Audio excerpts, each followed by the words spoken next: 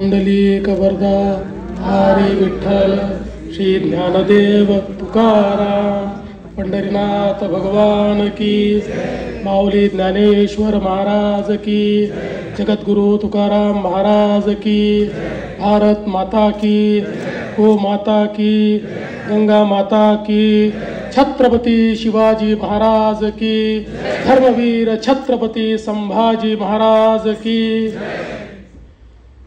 मला अतिशय आनंद आहे की सोनी मराठी वाहिनीने कोण होणार महाराष्ट्राचा लाडका कीर्तनकार ही अतिशय अभिनव अशा प्रकारची संकल्पना या ठिकाणी मांडलेली आहे आणि आज या संकल्पनेला मूर्त रूप देण्याकरता या मंचावर उपस्थित असलेले आदरणीय सदानंदजी मोरे सर, श्री गौरव बॅनर्जी, हबप राधाताई सानप, हबप जगन्नाथ महाराज पाटील, ईश्वरजी अंधारे, ज्यांचा या ठिकाणी आपण आशीर्वाद घेतला आणि स्वागत केलं, ते आमच्या सर्व संतांचे वंशज हबप माधव महाराज नामदास, हबप रविकांत महाराज वसेकर, हबप या ठिकाणी बापूसाहेब महाराज देहूकर, हबप जनार्दन महाराज जगनाडे, हबप गोपाळ बुवा, त्याचप्रमाणे हबप प्रमोद पाठक, शंकर प्रमोद महाराज मामुनी, सर्वच उपस्थित या ठिकाणी हा सोहळा पाहण्याकरता उत्सुक असलेल्या भगिनी आणि बंधूंनो, 3-4 दिवसापूर्वी मी एका वाहिनीवर गेलो होतो आणि त्या ठिकाणी मला प्रश्न विचारला, तुमचा लाडका मंत्री कोण? त्यावेळी मी त्यांना सांगितलं, मी लवकरच एक स्पर्धा सुरू करतोय आणि त्या स्पर्धेत जो विजेता होईल तो लाडका मंत्री उडेल.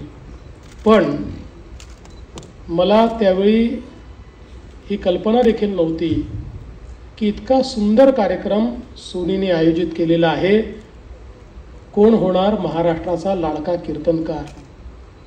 कीर्तन ही आपली अतिशय जुनी परंपरा आहे आणि आमच्या कीर्तनकारांनी आपल्या कीर्तनातून, निरूपणातून, आपल्या अभंगातून, आपल्या गायनातून जे विचार समाजामध्ये पोचवले, जे समाज प्रबोधन केलं, ते खऱ्या अर्थानं अतिशय अवर्णनीय अशा प्रकारचं आहे आणि मला या गोष्टीचा आनंद आहे. अनेक वेळा लोकांना प्रश्न पडायचा की जग इतक्या झपाट्यानं पुढे चाललेलं आहे, आमची ही परंपरा जिवंत राहील का? पण ज्यावेळेस मी अतिशय तरुण अशा प्रकारचे कीर्तनकार पाहतो, त्यावेळी मला निश्चितपणे ही खात्री वाटते की ही परंपरा आमच्या सनातन परंपरेसारखी सनातन परंपरा आहे, जी कधीच संपू शकत नाही, जिचा कधीच नाश होऊ शकत नाही, अशा प्रकारची परंपरा आहे. खरं म्हणजे ज्ञानोबा तुकोबा म्हटल्यानंतर आम्हाला सगळ्यांना ज्या प्रकारचा भक्तिभाव तयार होतो, त्यातूनच ही परंपरा खऱ्या अर्थानं सुरू झाली आहे आणि ज्याचा उल्लेख सदानंद मोरे सरांनी या ठिकाणी केला की नामदेव महाराजांनी जे महत्त्व आपल्याला कीर्तनाचं सांगितलं आणि त्यातून ज्या काळामध्ये ही परंपरा सुरू झाली आहे, तशी तर खूप जुनी आहे, पण आमच्या भागवत धर्मातली ही सगळी परंपरा, तो काळ जर आपण बघितला तर आक्रमणाचा काळ होता. मोठ्या प्रमाणात परकीय आक्रमक आमच्या श्रद्धास्थानांना उद्ध्वस्त करत होते, आम्हाला गुलामीत आणत होते, आमच्यावर अत्याचार करत होते. अशाही परिस्थितीमध्ये आमच्या संतांनी आपल्या वारकरी परंपरेतून, आपल्या कीर्तनातून, विचारातून प्रचंड लोकप्रबोधन केलं आणि सामान्य माणसाला त्या ठिकाणी या भक्ती परंपरेशी जोडून कोणत्याही परिस्थितीमध्ये तो निराश होणार नाही, तर त्याच्यामध्ये जगण्याची आणि लढण्याची वृत्ती राहील अशा प्रकारचा प्रयत्न केला. आणि म्हणूनच आपण जर बघितलं तर या संपूर्ण परंपरेशी सर्व प्रकारचे लोक जोडले गेले. 18 पगड जातीचे लोक, महिला, ज्यांना दुर्दैवाने त्या काळामध्ये शूद्र समजलं गेलं, तेही या परंपरेशी जोडले गेले. आणि विठ्ठलाच्या या मांदियाळीमध्ये कोणाची जात नाही, पात नाही, धर्म नाही, भाषा नाही, काही नाही. आपण सगळे वैष्णव एक आहोत, आपण सगळे विठ्ठलाचे भक्त आहोत, अशा प्रकारची एक भावना तयार करण्याचं काम हे आमच्या या संपूर्ण कीर्तनकारांनी केलं. आणि म्हणूनच मला असं वाटतं की तीच परंपरा छत्रपती शिवरायांनी वीरतेमध्ये परिवर्तित केली. आणि याच 18 पगड जातीच्या लोकांना, जे वारकरी देखील होते, जे माळकरी देखील होते, जे टाळकरी देखील होते, जे शेतकरी देखील होते, जे 12 बलुतेदार होते, जे अलुतेदार होते, अशा सगळ्यांना एकत्रित करून त्यांच्यातलं पौरुष जागृत करून देव, देश आणि धर्माकरता त्यांना आव्हान करून स्वराज्याची स्थापना केली. या स्वराज्याच्या स्थापनेमध्येही या संत शक्तीचा, या कीर्तन शक्तीचा, या प्रबोधनाचा एक प्रचंड मोठा वाटा आपल्याला पाहायला मिळतो. आणि म्हणूनच ही परंपरा एक प्रकारे आमचा अमूल्य अशा प्रकारचा ठेवा आहे की जो ठेवा आम्हाला कुठल्याही परिस्थितीमध्ये त्या ठिकाणी पुढच्या पिढ्यांपर्यंत नेलाच पाहिजे. या परंपरेचं सगळ्यात मोठं महात्म्य काय आहे तर या परंपरेत कीर्तन करणाऱ्या कीर्तनकाराकडे जगाचं ज्ञान आहे, वैश्विक विचार आहे. पण तो वैश्विक विचार सांगत असताना इतक्या साध्या भाषेमध्ये तो सांगितला जातो की सामान्यातल्या सामान्य माणसाला तो वैश्विक विचार समजतो देखील आणि तो पटतो देखील. आता नुकतंच ज्यावेळेस अमेरिकेच्या निवडणुका झाल्या आणि ट्रम्प साहेब निवडून आले, त्यावेळी काही संस्थांनी त्या निवडणुकीकरता सर्वेक्षण केलं.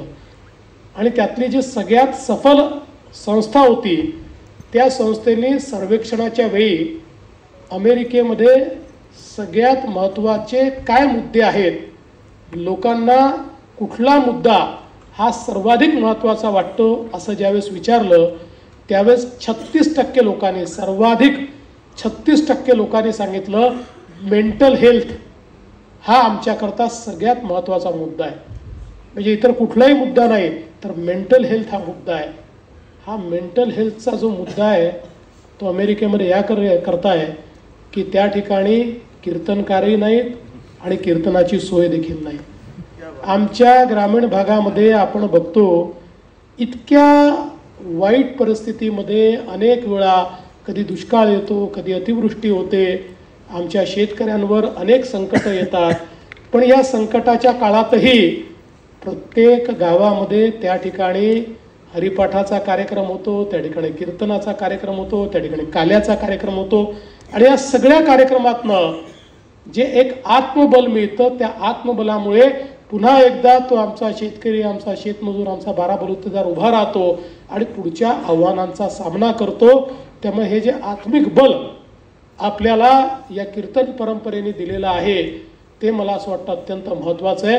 आणि म्हणूनच मी सोनीचं मनापासून अभिनंदन करेन की हा विचार आपल्या मनामध्ये आला की वारकरी संप्रदायामध्ये आणि कीर्तनकारांच्या या संपूर्ण संप्रदायामध्ये कोण बनेल, होणार महाराष्ट्राचा लाडका कीर्तनकार, हा रिएलिटी शो करायचा. मला असं वाटतं इतकी सुंदर संकल्पना आल्याबद्दल पहिल्यांदा तर सोनी मराठीचं मनापासनं अभिनंदन केलं पाहिजे, नव्हे तर सोनी मराठीला दंडवत देखील म्हटलं पाहिजे. इतकं सुंदर काम आपण या ठिकाणी करता आहात. आणि अलीकडच्या काळामध्ये आपल्याला कल्पना आहे की माध्यमं बदलत आहेत आणि ज्याला आपण कम्युनिकेशन म्हणतो त्याच्यामध्ये सोनीसारखे जे प्लॅटफॉर्म आहेत याची खूप महत्त्वाची भूमिका आहे. आपण असं म्हणतो की जगामध्ये शेपिंग ऑफ नरेटिव्स हा एक अत्यंत महत्त्वाचा मुद्दा आहे. विमर्श काय आहे, विमर्श नरेटिव्ह काय आहे हे तयार करण्याचं काम या प्लॅटफॉर्मच्या माध्यमातून होतं.